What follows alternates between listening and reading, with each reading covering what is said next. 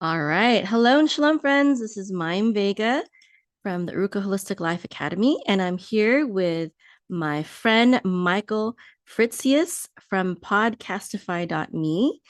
And usually I interview health and wellness professionals as well as life coaches, but I thought that Michael's message was a very good fit for our audience because we have a lot of health and wellness professionals who are interested in growing their business. And Michael, specializes in helping people build deeper relationships and reach a wider audience through podcasting. And this is a great way for health and wellness professionals to reach people and grow their business. So, hello, Michael. Thank you for coming on.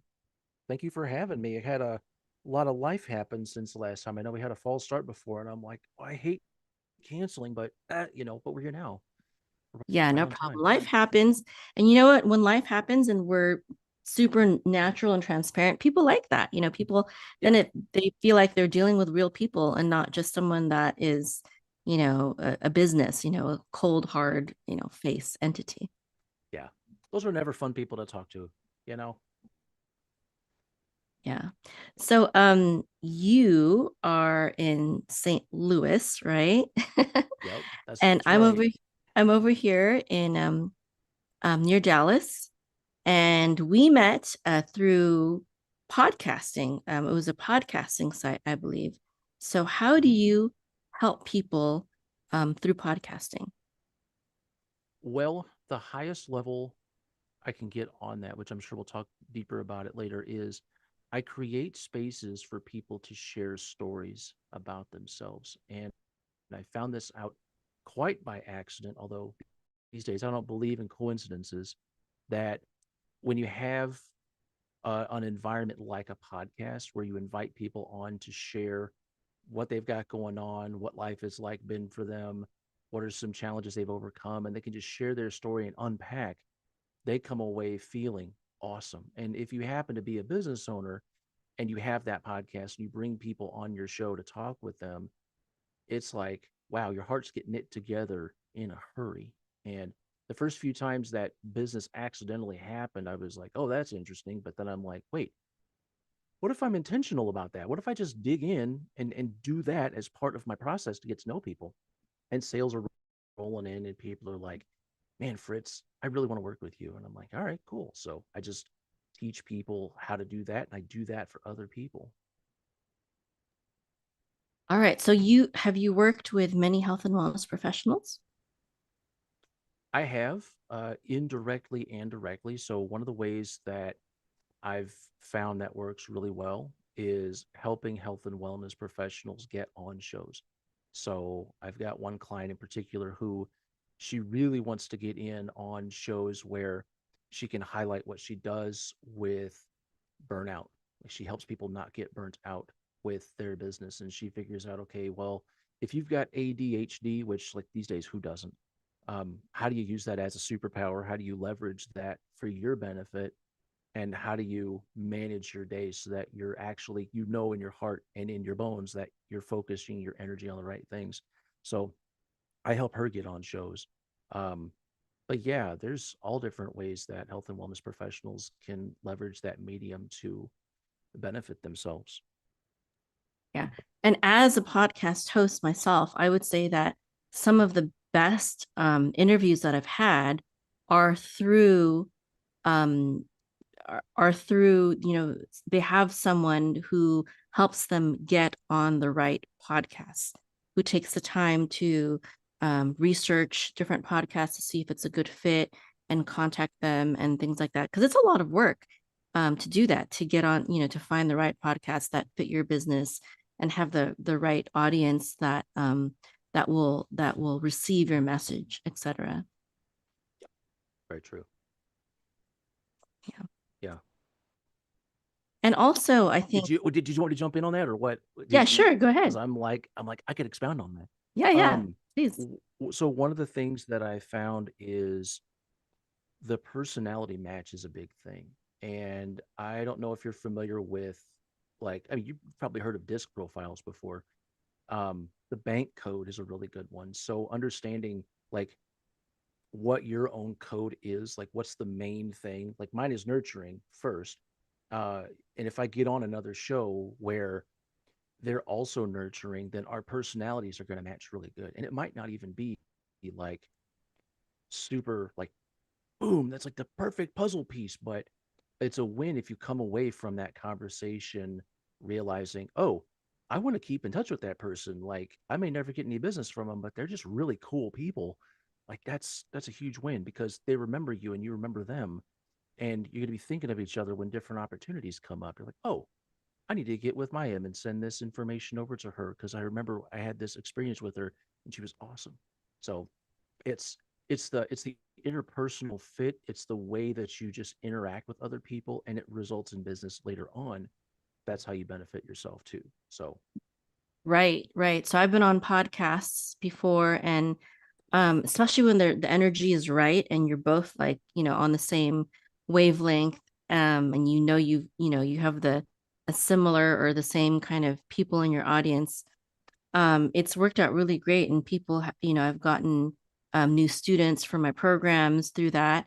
But yeah, just like you said, I've also found a lot of awesome just networking partners and people to do different projects with through being on people's podcasts and also through hosting a podcast. So it's really great. So what do you think why does podcasting work so good for building relationships, and what would you compare it to in terms of what is it better than that most people use and try? well, the second answer, so the answer to the second question is going to sound a little more relative, so I'll come to that later. But the reason why I think it works so well, it really kicked off during COVID times. Now, I started podcasting back in July of 2019. So 6 months BC before COVID. All right. It wasn't even on anybody's radar. Nobody knew it was coming. And I started getting guests on shows, and I'm like, hey, I'm really hitting it off with these people. This is great. But when COVID happened, here's the big elephant in the room. People want to be felt and heard and understood. They want that interpersonal relationship. And I think prior to COVID, most people were fronting. You ask them how they're doing. Great, doing a great job, living the dream. And it's like they're not going to tell you what's really going on. But after COVID, if you ask them, hey, how's it going? Like, they'll tell you how it's going. They'll tell you, I'm really going through it. I mean, I'm glad you asked. Um, I've just been dealing with some stuff at home, or I've been, my finances are kind of, or like my business is crazy. I've got a really client that's a pain in the tube, and it's like they'll tell you the stuff that's going on. They'll open up, and so the reason why I think podcasting has taken off just in the last 5 years is we still have that tendency. We really, really want to have good, solid relationships with other people. And when everything else is torn down around you, you don't have any of those shaky foundations. You don't have maybe a job. You maybe don't have clients. Maybe there's just all these other things that you kind of put your faith and trust in before that are outside the things you really need to be putting your faith and trust in. um, when all that's gone, it's like the only thing I've got left is I got to be vulnerable. I got to be me. I'm lying to myself. If I think things are going okay, this guy's here and he's asking me how I'm doing, I'm going to tell him. Okay. Um, and then the second question you had was that was the one that was kind of a relative. You said it was why does it work for some people? I think that's about the second question was why does podcasting work for some people or something along those lines. Well, no, like, compared to other types of things that people might try to help with their business, why is podcasting better and different?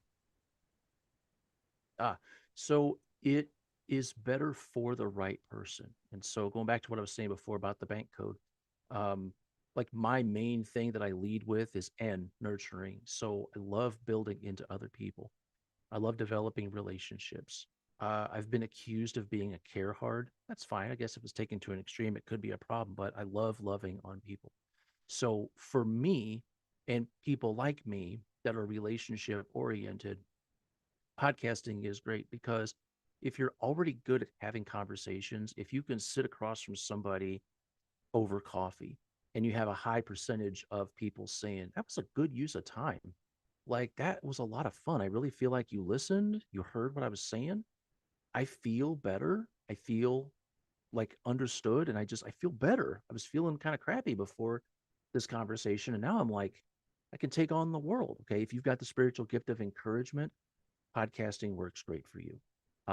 If you're the type of person to just as soon do a cold call and just call and you know, I guess it's like the opposite end of it where it's like action oriented, get it done, boom, boom. It's like, okay, well, maybe podcasting in the way that I'm doing it might not be a great fit. It's a long tail, it's a long term thing, developing developing relationships like that, but it reaps enormous dividends. So if you're willing to put in the effort, you're willing to put in the time, log the flight hours, and build relationships with people, it's going to pay off over time. Might take a while, but it's fun doing it. If you like talking to people, just do a podcast about it.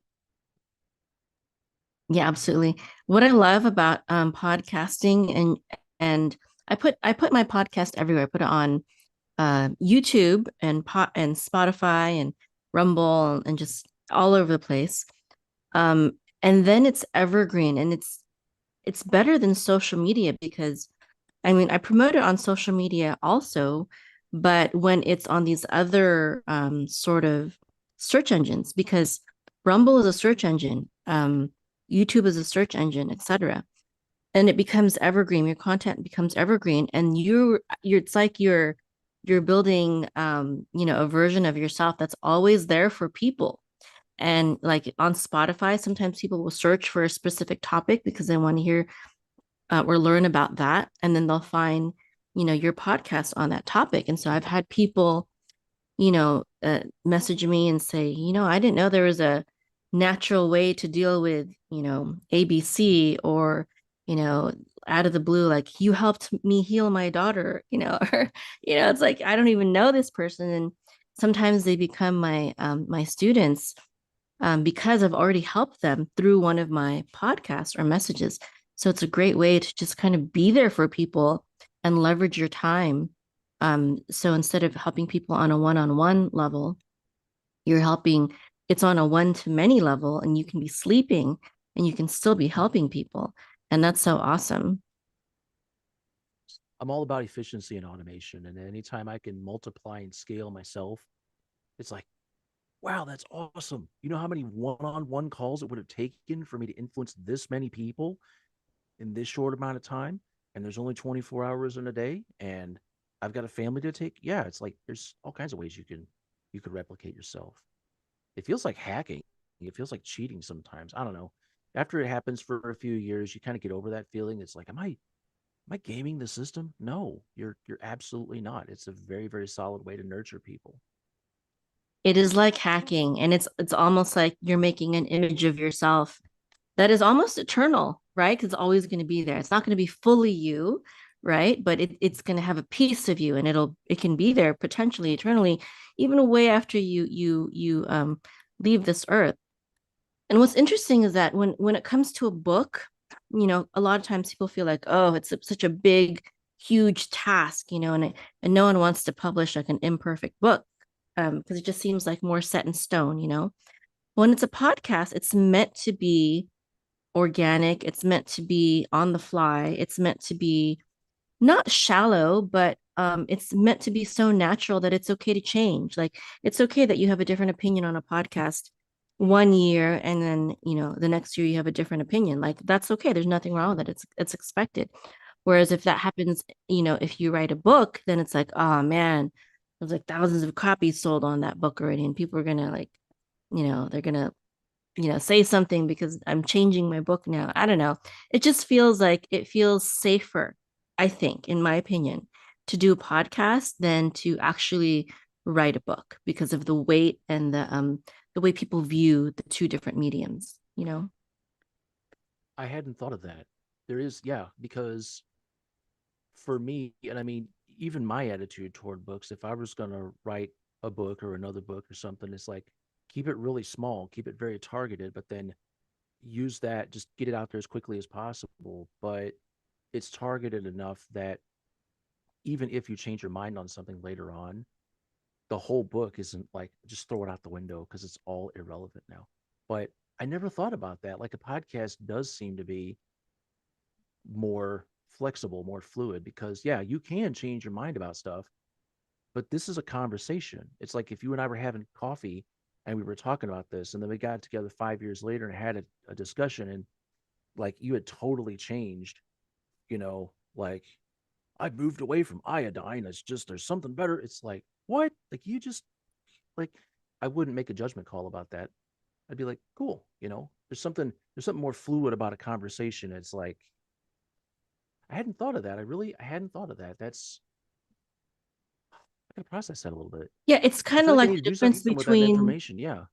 it's kind of like the difference also between like there's the Bible and you don't want, a wrong Bible, but then there's a commentary and it's like it's okay to have wrong comments or differing opinions and things like that because it's just a commentary. So Yeah. the podcast is kind of like a commentary on your life, on your business, on the subject matters that you're interested in and that you deal with and things like that. So Yeah.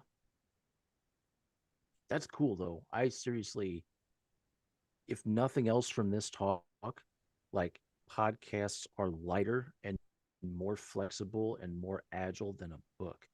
It's like, yo, I feel like I need to do something with that. I need to turn it into a marketing piece or something. yeah, and it's like and it's also it's more personable. So it's like it's just like you said, it's like talking to a friend. Like people who listen to your podcast regularly, they feel like they know you, and sometimes I Yeah. meet the people that listen to me on my YouTube channel or podcast, and they're like, "Hey, you know what? You really helped me." And they talk to me like I'm a good friend, even though I don't know them. And I'm like, "Wow, that's awesome that I could be there for them like a friend, through my Yeah. podcast." It's Is it really is it a little awkward when that happens? Because every once in a while that happens with me too, where somebody comes up and they're like, "Oh my goodness, Fritz," and I'm like, "Hey, there he is." I don't know who this guy is. Like, does that ever make you feel awkward when somebody just rocks up like, "Oh, you changed my life," and you're like, "Awesome." I don't know who it is. Is it it weird? makes me feel a little Is it just bit me? bad that I don't know them very well, but Oh, okay. I don't feel I don't feel like I'm still glad, I just wish I also knew Yeah, them as much, I guess that's all. That was what makes it feel yeah, awkward. yeah. It's the same way for me too. It's like, why do they know me so well? And it was one time years ago. I had somebody who I was editing some episodes for her and just really going through the process and making it polished. And it's like after doing that for like a week or two, I felt like I knew her really good. And then the first time we actually had like a call, I was like, I know her. And I just in my head, I thought, of course she knows me. Like we've spent 2 weeks together. No, I spent 2 weeks editing her show. And I was like, oh, sorry about that. I assumed, you know, but yeah, it's fun stuff. You learn a lot about how the brain works when you're in the podcasting space too. So Yeah, that's so interesting. Okay, great. Well, I wanted to also just take a look at your website together, if you don't mind. Let me pull it up here. It's I don't mind. podcastify.me. Let me share that. Here we go. So we have podcastify.me is the website. So what can people do here? So probably the easiest, lowest hanging fruit on here is if you scroll down a little bit, there's a section about the Podcom huddle. So if you want to watch the testimonials, you can, but ready to huddle. So this is our free huddle that we do every week, Mondays at 11 Central.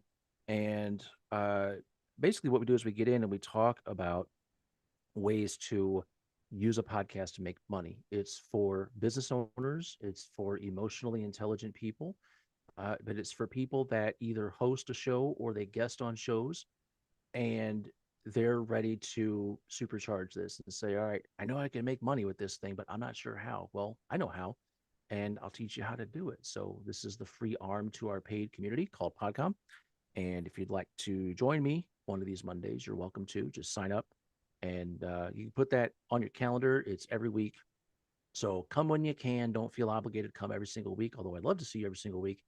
But I use it as a way to connect guests and hosts together, share some key tips and takeaways, form some strategies, talk about blocks. If you're stuck on something, that's the place to talk about it.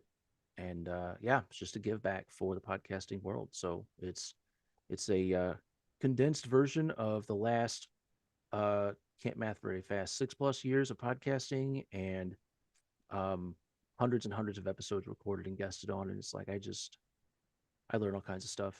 I don't do anything in moderation, so that's the place to learn more. That's great. I need to get on soon. So okay, that's Yeah, great. that'd So be great. Mondays at what time is that at? 11 Central, so our time. Okay. Okay, 11 Central our time. Okay, Mm-hmm. that's great. So Yep. Mondays at 11. That's great value. And this used to be part of a paid service, right? And then you took it out and you started making it for free. Isn't that right? Yeah, that's right. So it used to be inside the Podcom community. And I said, I want to have more people in here because like, there's a few of us that get on the call, but we want to meet lots of people and have a variety. So I decided a couple weeks ago, I'm like, I'm just going to pull this out, make it public. I'm going to share it with the world and have like dozens and dozens of people come in. So we've been really cutting up and having a lot of fun and sharing some cool tips. We did one last week, we did one today, and it's been going really well. So yeah, it's free. I like talking to people in groups too. So yeah, Okay. it's Yeah, it fun for sounds me. that sounds like It's a really funner for great me. that sounds like a really great way to get started on your podcast, especially if you haven't yet, but also just to get ideas for your podcast, how to monetize, meet other people, Mhm. just things like that. And so you also help people with all sorts of different tasks for their podcast, right? And Yes. I know that for a Yeah. lot of people, that's one of the reasons why they don't want to do a podcast is because they want to do the editing or, you know, all these little details. That's not the fun part. The fun part is actually meeting people and talking to people. So for anything that you don't like doing, this is a great way to get help. Yep. It sure is. And I guess I've got kind of a superpower because I'm really big into automation and systems and process improvement. So for me, when I started running into those situations, I'm like, well, I can just write some automation about it and I can move on with my day. But not everybody can do that. Not everybody has the same background I do. So I'm a huge nerd, but everybody else that I work with isn't. So that's why I take those gifts and I turn them loose on the podcasting world. And it's like, all right, if you've got a show and it's working and you're getting the result you want, it's a point of delegation. If you've got an idea for a show and you want to make it a reality and like manifest this thing into existence, we help with that. If you're wanting to guest on shows, but you're like, how do I even go find podcast hosts? I mean, there's a bunch of them out there. There's millions. We know quite a few of them, not millions, but we're getting there. But we line up opportunities for you to guest on their show. But we want to make sure that everybody, host or guest, understands that the podcast is not the end goal. And I still to this day feel weird saying this. Our focus is not the podcast. Our focus is what happens after the podcast. How do you generate awesome relationships with people? How do you generate more buying decisions? How do you have more things that you can invite them to? Maybe there's an event you can invite a person to. Maybe there's a tool or a free thingy that you can send their way that you're thinking of them, but you're using that podcast as a way to generate knowledge about that person and build awesome relationships. That turns into buying decisions later on. Or they send you referrals, they send you clientele. There's that's a valuable relationship that you have close to you now because of the show. Yeah, absolutely. And in terms of speed, I would say, and let me know what you think about this. Um, Podcasting is certainly like planting seeds in terms of like you do one and you do another, maybe once a week or something like that, and you might not see fruit from it right away, but you are growing potentially a forest, or and I want to say a forest. I don't want to just say a garden because a garden is very short-lived, right? You have to replant it every year. But a forest, it just keeps growing and growing and growing. And I kind of feel like that's how a podcast is like, is that you have to wait. But sometimes if you're on the right podcast or if you say the right message and it gets to the right person, it can be more than just slow growth. It could be what sometimes sporadically very fast growth. It all depends. You will definitely get the slow, steady, but potentially powerful in the long run type of growth. But there will also, I believe, be times of faster wins. Yeah, there are. And I think the key to that is to not be indiscriminate about where you guest on shows, because you're right. If you're, just like the parable of the seed sower, right? If you're just flinging seed all over the place, it's like, all right, there's good places where the seed lands, it's going to yield some fruit. It's going to yield a crop. But if you're just flinging it in the street, flinging it in your yard, flinging it like in the sand or whatever, it's like that's not going to get you. And I think that's where a lot of would be, let's say, podcast guests get a run aground is they think, well, if guests is on 512 shows, doggone it, I haven't gotten a single lick. It's like, what kinds of shows are you guesting on? Just because you're on a show doesn't mean you're magically going to get business, right? So, first, if you're really clear on how to get the right kind of person into your ecosystem, and I'll talk about like value stacks all day long with people. It's like, what's the free level? What's the low ticket? And you can stop there. You can do a mid high level ticket, but what's a free thing for you to get a hold of them so that you can nurture them? Do you have a free community you can plug that person into? Do you have a free, like, 3 calls or 3 weeks, something or other, like a cohort that you can do for free, where if people are interested in what you do for them, they'll take that step. And that counts as a buying decision, even if that's not something they're paying money for, they're paying time and attention for. Those things are resources they can never get back anyway. Money will always replenish, but time and attention, you can't get it back. It's gone. But uh, if you make it easy for them to say, yes, I elect to come closer, that's good. But the other part is get on the right kinds of shows. So it does take quite a bit of first learning yourself. Who are you? How do you operate? How do you best communicate? And find or hire someone to find those right kinds of shows for you to get on. And like you said, you may find that you don't have to spend a whole lot of time and effort guesting on shows to get that return eventually. So yeah, but take the time to dig in and say, okay, if I only guested on 10 podcasts in my entire life, what shows should I be on in order to get a return for my time? And think hard about that. And then go find those shows and go guest on them. But don't stop there. Keep talking with the host and keep building the relationship, because that's just the beginning. Guesting on a show. Keep in touch with them. Right. And when I first started out, speaking on podcasts, I didn't know how to find the right show. So I did just, appear on any podcast. Now I'm more discriminate, because I've learned what feels good and what doesn't feel like the best fit. But that's where also getting a podcasting agency and help from people like your company, that's where it can cut out a lot of the learning curve, especially if you already have an established practice, you don't have the time to learn, or you don't want to take the time to learn. But also, I would say that if you do get on podcasts, even if they're not the best fit in terms of the audience and things like that, they can still be great practice. And sometimes you do want to practice on maybe a smaller audience or something like that, rather than, um, you know, talk to your ideal target and you feel like you're fumbling all over your words, you know? Yeah. It it does help to practice. And seriously, if you had met me 5 years ago, you would have thought, man, this dude is not going anywhere in podcasting. Every other word is a filler word. Like, what? So, thinking back to that, I realized that a big part of why I communicated the way I did was because of fear.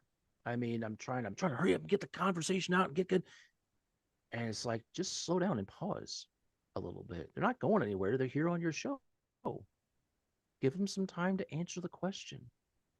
Be comfortable with pauses. Be comfortable with silence. It works well.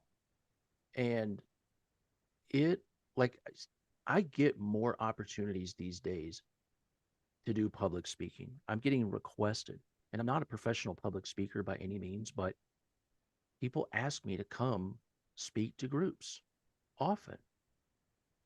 That never would have happened if I didn't practice up on podcasting. It pays off. When you have the opportunity to talk with hundreds of people from all over the world, all different cultures, that tends to have a lasting impact. So even if you fumble around and stuff, it's still great practice. I mean, it's worth it. It is so worth it. Yeah, absolutely. Well, thank you so much for spending time with me and my audience. So, folks, if you are interested in starting a podcast or just getting help with it or getting ideas for it, um, visit podcastify.me with Michael Fritzius and go to his free Monday Zoom meeting mastermind. And I need to do that soon as well. Do you have any closing words It's for there. us? I really don't. I mean, well, I said that. Now I'm thinking of something. So just do the thing. You know, living life has taught me that it's a great big sandbox and you can literally do anything you want to do. And if what you want to do is going to have a positive impact on other people, just run out and do it. Even if it's messy, just try, just start. It's fun. And the more of it you do, the better, the more fun you're going to have. Awesome. Great last Yeah. words. Thank you, Mike.